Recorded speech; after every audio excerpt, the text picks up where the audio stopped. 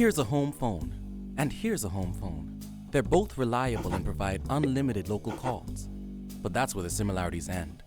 This one includes more than 18 popular calling features, like call waiting, caller ID, three-way calling, and call forwarding. The other one charges extra for those, as much as $34.50 more a month if you add them all up. This one includes voicemail. The other one does not. This one has low long-distance rates, just 15 cents a minute to the US. The other one charges 47 cents a minute for the same thing. So, which one would you choose for your home phone? This one is Rev Voice, and you can get it for as low as $14.99 a month. Rev Voice, the better choice. Sign up for Rev Voice today for as low as $14.99 a month. You get lots of free features, lower long-distance rates, and great sound quality. Call us at 601-8992 to sign up for Rev Voice today. Good evening, Bahamas. You're tuned in to NB12, broadcasting from Cable 12 Studios on Robinson Road. Coming up tonight in news, the tourism minister defends a pricey Super Bowl ad. This as the U.S. releases a report that could threaten our #1 industry. Former NIB chairman Greg Moss could face jail time, plus PLP campaign general Carlos Lam sentenced today. We've got those stories and much more. I'm Bonnie Toot, and NB12 starts right now.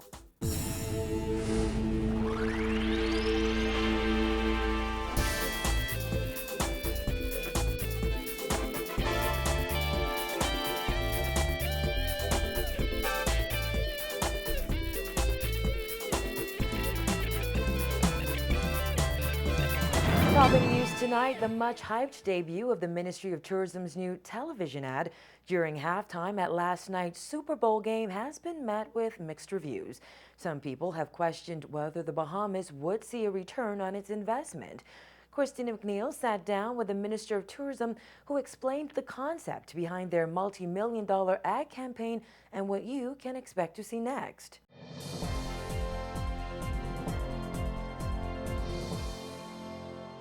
Last night, millions of viewers saw the premiere of the Bahamas Ministry of Tourism's latest ad featuring former NBA champion Rick Fox and international supermodel Shakara Ladard.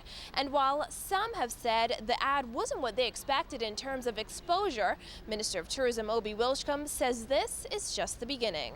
A small seaplane glides over clear turquoise waters and powder white sand as the voice of the narrator invites viewers to behold the islands of the Bahamas.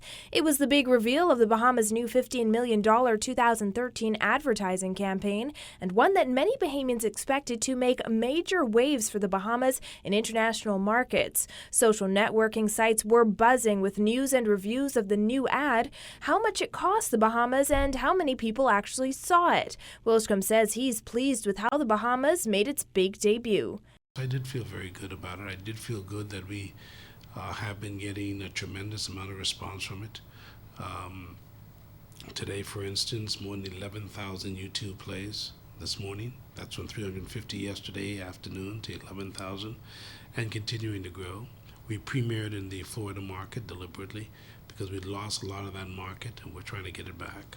But today we are now on MSNBC, we're on CNN, we're on Bravo, we're on the Women's Channel, we're on all the major channels throughout America in an effort to get our messaging out. Today, Wilchcombe also set the record straight on the numbers, including just how much it cost the Bahamas to get an ad during the Super Bowl.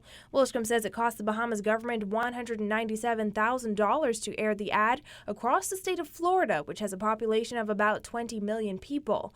But he says Florida is just the first step, and the ad is already being seen by thousands more viewers. So once people understand it, that's just the introduction. That's not the whole campaign.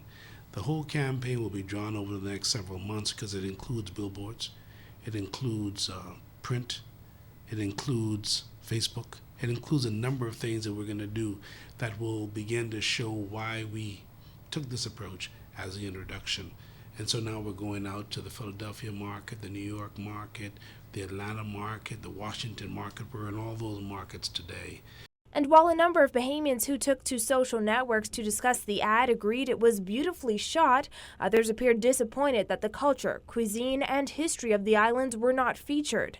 That, Wilchcombe says, was done intentionally. Truthfully, all of our surveys in the past have shown that people are attracted to the Bahamas because of our natural beauty, and then they want to participate in our culture. So we wanted to make sure that they saw the things that attract them, and we want to tell the world that we're the best.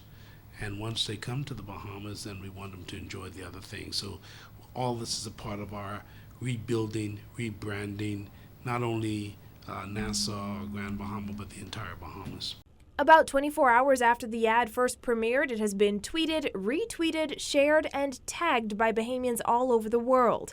It has even crossed the radar of industry leaders, including CEO of Sandals International, Adam Stewart, who labeled the ad a knockout. Wilchcombe says the Bahamas should see a significant return on investment as the rest of the campaign is rolled out. Reporting for NB12, I'm Christina McNeil. Government is spending millions on its new tourism marketing campaign. However, Wilchcombe fears all of that may be for naught if crime continues to plague this country. Wilchcombe says a recent report by the U.S. State Department's Bureau of Diplomatic Security may be a setback for the Bahamas. The report says the Bahamas, particularly New Providence, continues to have a high crime rate. It also notes that armed robberies, property theft, purse snatchings, and general theft of personal property remain the most common crimes perpetrated against tourists. The report advised visitors to avoid over-the-hill and other non-tourist areas, especially at night. However, even tourist areas aren't free from violence. Just over the weekend, at least 3 young men were stabbed during an altercation at Club Waterloo. Wilchcombe says such advisories do not bode well for the country. We can destroy not only our lives, but the life of the entire country if we continue to allow crime to prevail. I think what's important in our country today is the messaging. If we can mount a campaign against the numbers, effectively done by the church, then I ask the church to join us and effectively mount a campaign against crime. Because if we can't have a revolution of love, where we get people in this country to stop thinking about killing each other as opposed to loving each other, then we're destroying the entire nation. So anything we do won't be worth it. Rather, Wilchcombe says government needs to launch an aggressive anti-crime campaign focused on a love revolution, encouraging Bahamians to embrace each other instead of guns and other weapons. It doesn't make sense for us to talk about the greatness of our country, the beauty of our country, and then the next day you get an advisory from the United States that says don't go over the hill. That doesn't make it sound as that it's better in the Bahamas. So we've got to get Bahamians to believe that it truly is. Everything is better in the Bahamas, the way we look, the way we walk, the way we talk, our food, everything, our general lifestyle makes it better in the Bahamas. Wilchcombe says it's his goal to attract 400,000 airlift arrivals by 2014. The campaign general for a PLP Member of Parliament will spend time behind bars in connection with drug-related charges. Paige McCartney has the details in this report. Lamb's girlfriend, Letitia McKenzie, wept in court after Deputy Chief Magistrate Carolita Bethel read the verdict, sentencing Lamb to 1 year in prison. She wiped tears from her to a holding cell. McKenzie, on the other hand, was acquitted of all the charges levied against her. Bethel ordered that McKenzie did not have knowledge and control of the drugs that were found in their possession back in 2009. Lamb, a resident of Grace Terrace, Burnett Road, and his girlfriend, a resident of Pinewood Gardens, were arrested on March 9, 2009 for possession of dangerous drugs with the intent to supply. Officers from the Drug Enforcement Unit claimed that a bag containing 3 pounds of marijuana was thrown from a rental car occupied by Lamb and McKenzie during a police chase. During the trial, the court heard testimony that Lamb jumped out of the moving car and fled into bushes, leaving his girlfriend and their daughter, who was 4 years old at the time, behind. The car came to a stop when it rolled into a log that blocked an entrance on the St. Augustine's College grounds at Burnett Road. In addition to jail time, Lamb was also ordered to pay a $5,000 fine. Now, Bethel ordered that if Lamb doesn't pay that $5,000 fine, he'll have more time added to his sentence. Bethel said he would have to spend an additional year at Her Majesty's prison if the fine was not paid. In court today, she told Lamb that it was sad that he would indulge in criminal activity despite having his own business. Bethel also said it was cowardly of him to leave a woman and a small child in the car. Lamb campaigned for Education Minister and Marathon Member of Parliament Jerome Fitzgerald for the 2012 general election and the North Abaco by-election. Lamb's company, JFK Construction, was granted school repair contracts after the PLP won the May 2012 general election. Lamb is also tied to another ongoing court matter involving the New Providence Road Improvement Project. The Argentinian firm enlisted to complete the project, Jose Cartolone Construcciones, is seeking damages after filing court documents alleging that Lamb leased them the plot of land for the excavation of a quarry that does not belong to him. The plot of land on Burnett Road was owned by 6 Bahamians. However, the Supreme Court ruled that Lamb wrongfully represented himself as the owner of the land. For MB12, I'm Paige McCartney.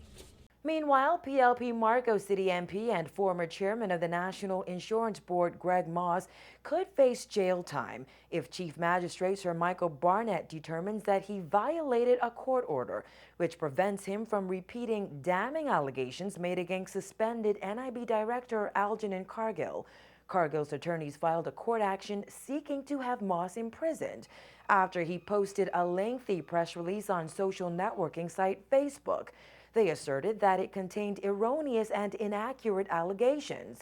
Attorney Alfred Sayers argued in court today that Moss, who was fired last month, was in breach when he publicly discussed the use of an NIB corporate credit card when the matter is before the courts. Mr. Cargill would have filed an affidavit where he would have clarified matters which had arisen in the context of the ongoing controversy within NIB. We submitted to the court today that the release of Mr. Morse was a rebuttal. This matter is sub judice. Not only is it sub judice, it is also the subject of an undertaking that was voluntarily given by Mr. Morse as well as NIB, and therefore the appropriate forum for the settling of any issues around this particular matter should be before the Supreme Court. Moss's attorney, Crystal Roll, argued that her client was not in breach of the court order, insisting that none of the allegations made in that letter were in fact repeated in the press release.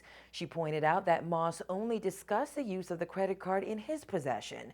However, Sayers told the Chief Justice that Moss's comments were inaccurate because he gave the public the impression that Cargill gave him the corporate credit card when Moss is the one who requested it. The points raised by Mr. Cargill are clearly stated in his affidavit, where he states that certain allegations or certain assertions contained in the press release were materially false. Though Cargill was not present, Moss was in court for today's proceedings. He shook his head on several occasions and made numerous comments as Sayers made his submission. A police officer warned Moss to keep his comments to himself and reminded him that he is in a court of law. The Chief Justice said he would inform the parties of his decision shortly. Meantime, that NIB report, which was expected to be presented to government today, won't be complete until Thursday. Auditors hired by government to probe NIB's financial affairs said they would push back the deadline once again to give Moss and Cargill an opportunity to come in and discuss matters connected to the audit. However, auditors admitted that they don't really have questions for the two men, but they want them to feel like they're being treated fairly. Paul Andy Gomez of Grant Thornton says the 3-day delay is not expected to affect the report. Coming up, attorneys for web shops head back to court.